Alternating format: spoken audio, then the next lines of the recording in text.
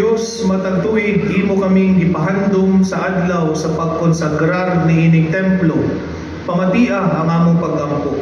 Itugot nga dinhi kanunay himuon ang lunsay nga pag-alagad alang kanimo ug ang hingpit nga kaluwasan alang kanamo.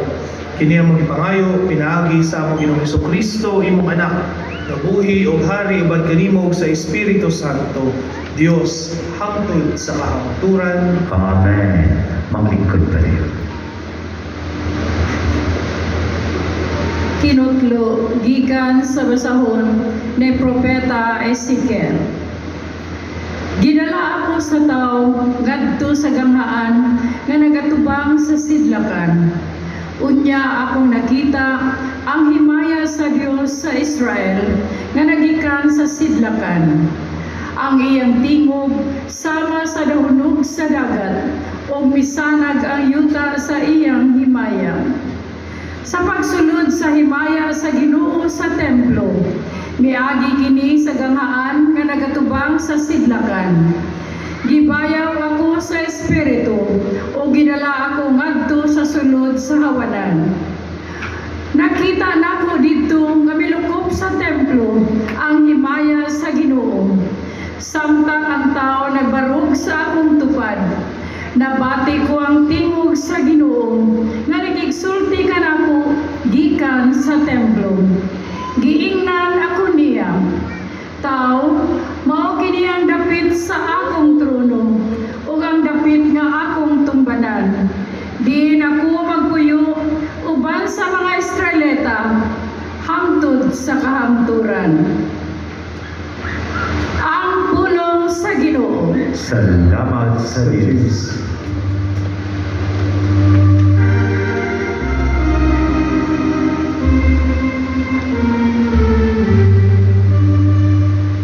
Mangadto kita sa Ginoo ug daygong kasiya.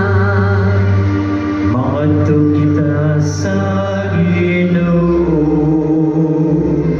ug daygon ta siya.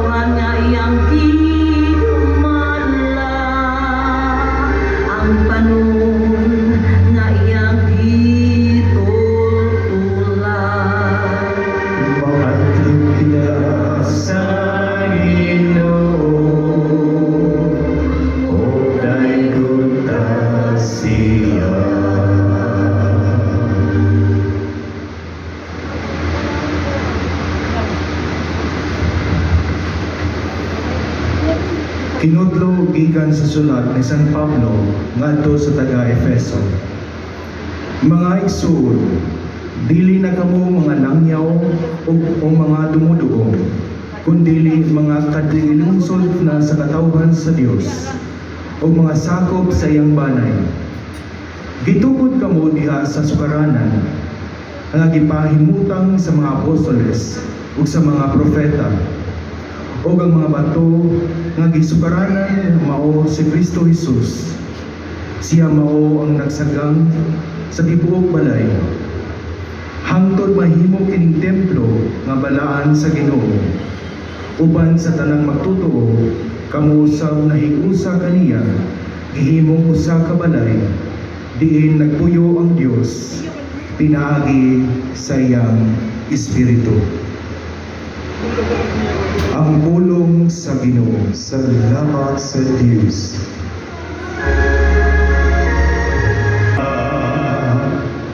Ang Ginoo maanaa kaninyo. Manasa kani. Kinudlo gikan sa Santos nga Ebanghelyo sumala ni San Lucas. Timayon ka o Ginoo.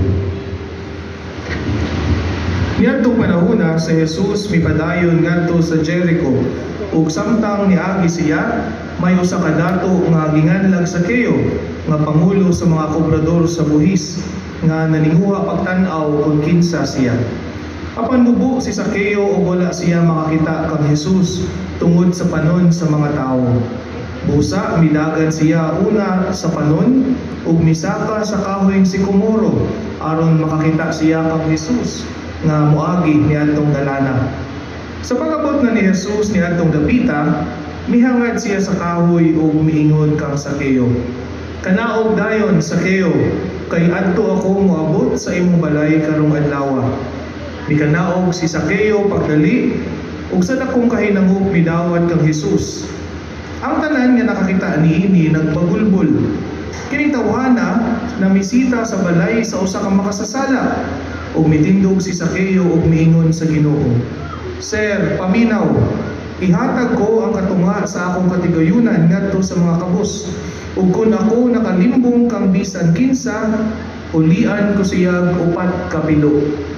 Si Jesus miingon kaniya, karong adlaw miabot ang kaluwasan niining balaya, kay kining tawhana kaliwat usab ni Abraham. Kay mianhi ang anak sa tao aron sa pagpangita ug pagluwas sa nawala. Mga igsuon ang Ebanghelyo sa Ginoo. Dagan ikaw o Kristo.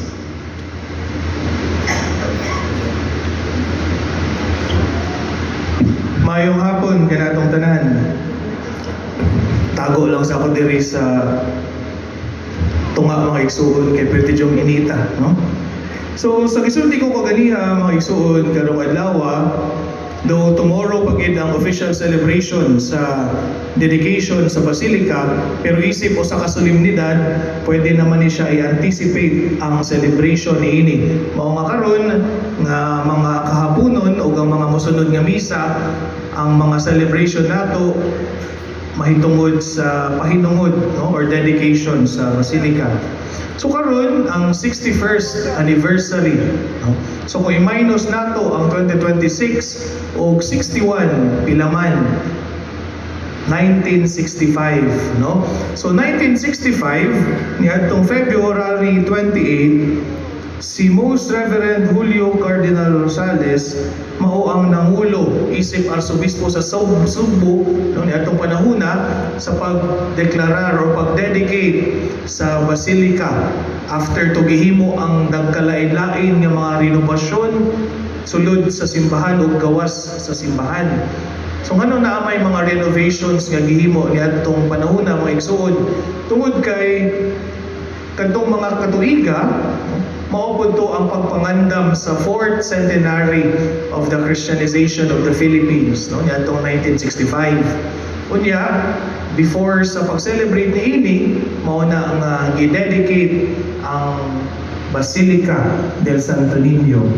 Kung igsuon, sa ato ang selebrasyon karon, adunay usa ka haom nga panultihon nga nagingon, your home should tell the story of who you are and be a collection of what you love. Kung atong tanawon, no? Kung mangutan na ta sa itong kaugalingon, unsa man kaha ang istorya nga gisaysay sa ato ang basilika. Of course, dali kay nato matubag, no? Gisaysay niini ang istorya natong mga subuanon o mismo ang tibuok Pilipinas nga kita mga tao nga uhaw sa kaluoy sa Dios. Ang basilika sa mga igsuon o sa katipiganan o buhing saksi sa ato ang dako nga paghigugma, ang atong hugot nga pagtuo o ang atong walay paglubad nga debosyon ngadto sa balaang bata.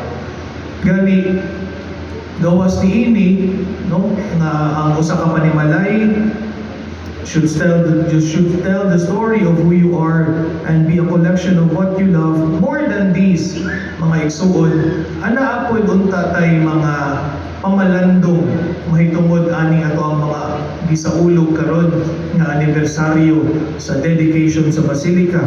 Sa ato unang pagbasa, gihilogway dito nga ang balay sa Ginoo gipuno sa iyang walay kinutuban nga himaya. O sa kinikalig-on nga pahinumdom kanatong tanan nga ang balay di ay sa Ginoo o tinuod kini, no, dili lamang diri sa simbahan, dili lamang sa atong mga kapilya sa atong barangay, kundi bisan na gali sa atong kaugalingong mga panimalay nga angay unta kining mapuno sa himaya sa Ginoo. Dinhi sa atong basilika nagadan-ag gayud ang himaya sa Dios tungod sa iyang presensya, matag panagtipo nato o matag panagsaw nato sa iyang lawas o dugo. Pero iliguli nato mga igsuon, ano pangatanon natong mga kagalingon, makita ba usab ang himaya sa Dios sa ato ang mga kaugalingon o diha sa ato ang mga pamilya. Sa ato ikaduhang pagbasa, si San Pablo pahinumdum sa mga taga-Efeso o kanatong tanan nga sa balay sa Ginoo walay langyaw o walay mga lokal. Kitang tanan nga naa dinhi gitawag aron maghiusa. Bisan kung kita nga mga makasasala nga nangitaw kapasayloan o kitang mga biyato o mga santos o mga buutan nga nagtinguha o kabalaan, kitang tanan welcome dinhi sa sulod sa basilika. Kitang tanan gidawat dinhi sa Dios aron kita magkahiusa. Ug dinhi sa sulod sa basilika walay sapayan kung kinsa maganita sa gawas. Pobre o dato, bata o tigulang, kitang tanan mga igsuon gihiusa sa ato ang pagtuo sa matang pag-anhi nato. O kitang tanan usa lamang kapamilya nga nagluhod at ubangan sa altar aron mosimba sa Ginoo. Kung sa atong ebanghelyo pod karon mga igsuon, ato nadungog ang istorya ni Zakeo, ang panagtagbo ni Jesus o ni Zakeo. Ug sa atong pagduol sama sa gibuhat ni Zakeo ngadto ni Jesus sa ato ang pagsulod o pagduol dinhi sa balay sa Dios, kita sab gitawag nga mahisama kang Zakeo. Si Zakeo mga igsuon naibawta o sa siya kaadunahan nga tao. Apan para kaniya nagikulang sa iyang kasing-kasing. Kung para kaniya walay lain ang makasatisfy niini nga kakulang kundili ang panagtagbo lamang nila ni Jesus. O para magkauban sila, no? O aron mabisitaan siya sa iyang panimalay, nasayod si Jesus nga si Zakeo dili siya pirmi lamang naa ibabaw sa kahoy. Kinahanglan sad siyang munaog. And this is very symbolic, my dear brothers and sisters, no? Kay kanato tanan dinhi daghan kanato nga musulod sa simbahan. Makitagpo unta ta sa Ginoo dinhi sa sulod. Apan usahay nagpabilin gihapon kita nga naa sa ibabaw sa ato ang mga tagsa-tagsa ka mga kahoy sa garbo, atong mga kahoy sa pagsalig sa atong kaugalingon, kanang gitawag nato nga the tree of self-reliance. So nining ato ang selebrasyon karon o pagpamalandong, gitawag kita nga mo surrender. Kinahanglan kitang munaog, isalikway nato ang atong mga garbo o ablihan sa bunta nato ang mga pultahan sa atong kasing-kasing para si Jesus maghari dinhi ka nato o sa atong kinabuhi. Muna mga igsuon na every time we celebrate this anniversary of the dedication of the Basilica, gitawag kita nga padayon natong hinumduman kung unsa nakalawom ang ato ang pagtuo. Kay ang Basilica labaw pa kayod kini sa usa ka ordinaryong estruktura nga hinimo lamang sa bato o kahoy, kay kini usa ka malig-on nga haligi diin ang atong pagtuo ug gugma ngadto kang Senyor Santo Niño mitubo ug namunga sulod sa mga katuigan. Muna nga ipadayon nato kining pagpanalipod o pagbisita niining panimalay sa Dios para sa makatabang kini sa paglig-on sa atong kinabuhing Kristohanan. Kinatunda mga igsuon nga magpabilin kitang magpaubos, magpabilin kitang hiniusang pamilya diha sa atong pagtuo o kanunay kitang tanan na mahimong buhing saksi sa gugma o kaluoy sa Dios. Amen. Manindog kitang tanan ug atong ipadayag ang atong pagtuo. Nagatuo kami sa usa ka Dios ang Amahan, ang makagagahom sa tanan, magbubuhat sa langit ug sa yuta, ug sa tanang mga makita o dili makita. Nagatuo kami sa usa ka Ginoo, si Jesucristo ang bugtong anak sa Dios. Gianak sa Amahan sa wala pay katuigan, Dios gikan sa Dios, kahaya gikan sa kahaya. Matuod nga Dios gikan sa Dios nga matuod. Diyan ako dili binuhat o sa kinaiya sa Amahan. Pinaagi kaniya nga himo ang tanan. Tungod ka itong mga tao alang sa kalawasan, minanaw siya gikan sa langit, sa dalang sa Espiritu Santo, nahimo siya nga may nawas gikan ni Maria ang ulay, o nahimong tao. Tungod ka nato gilansang siya sa krus, sa sugo ni Poncio Pilato. Naganto siya na matayo gilubong. Sa katulong adlaw nabanhaw siya, aron matuman ang kasulatan. Misaka siya sa langit ug naglingkod sa tuo sa Amahan. Mubalik siya ang mayaon aron magpagum sa mga buhi ug sa mga minatay. Ug ang iyang hiyang walay katapusan. Nagatuo kami sa Espiritu Santo, ang Ginoo ang pangbahalag sa kinabuhi. Nagagikan siya sa Amahan sa sana. Duman sa Amahan sa alam, isimba siya o himaya, ug misulti pinaagi sa mga propeta. Nagatuo kami sa usa sa Santos Katoliko Apostoliko nga simbahan. Nagayala kami sa pagbunyag alang sa pasayuan sa mga sala. Nagpaabot kami sa pagkabanhaw sa mga minatay ug sa kinabuhi sa mabot ng kalibutan. Amen.